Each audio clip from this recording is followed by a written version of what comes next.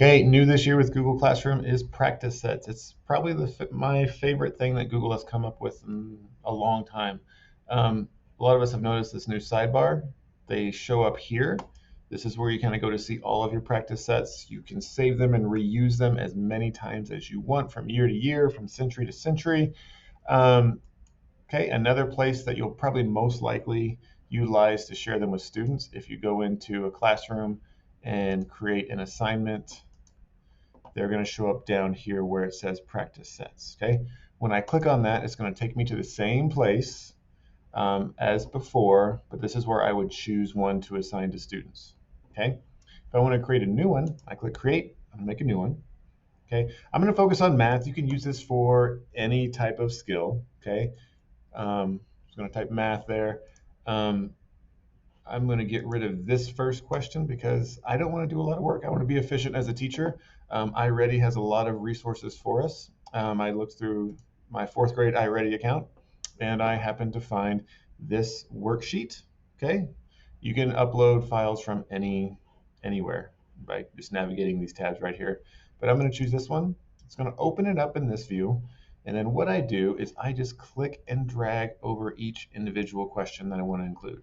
You can do multiple, you can do as many as you want, okay? And those will be, once I click import here, I'm just gonna do one for this video's sake. Click import questions, it imports it as a question, okay? I can still type some instructions at the top,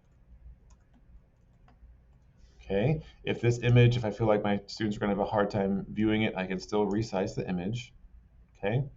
Down here where it says enter correct answers, that's where I enter the correct answer. I just have my answer sheet from iReady on my other screen here.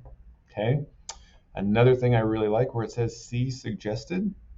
Based on what I type here or based on what it sees here, this is generative AI, that thing that everyone's scared about. Okay. It is generating content based on what I give it. That's generative AI. So here's some suggested things that I could look for resources for. I'm going to click on that one. And then down here, it gives me those resources and then I can choose the ones I want or get rid of them. I could also add a hint down here. If I click add a hint, I can type in whatever I want as a hint for students. But I like this video, I'm going to keep that there. Okay. Extra help, that just kind of does the same thing right there. Okay. And then if I want to add another question, or if I want to go back to import, I can go back to import. Maybe I wanted to include another one. I can just still go back to my next PDF or file and do the same thing. And you can draw from as many different resources as you want and do the same thing until you have completed your practice set. Or you can use these as formatives as well. Okay. Another headache that we had with Google Forms that keep us from using those for formatives or practice sets. This gear, you can now include equivalent answers. So if you're trying to talk about equivalent fractions in decimals, it'll accept both the decimal form and the fraction form of answers, as well as if you're talking about expressions. Not that we get into that until sixth grade, but if different ways to represent coefficients and variables, it would accept whatever is equivalent. Okay. Also, the capitalization thing, check that box, and it doesn't matter whether it's a capital letter or not. Okay. You just save that. You're ready to go there. If you want to see how it looks as a student, you can click Try Student. It'll open it up in student view. And this is what the student will see. Okay.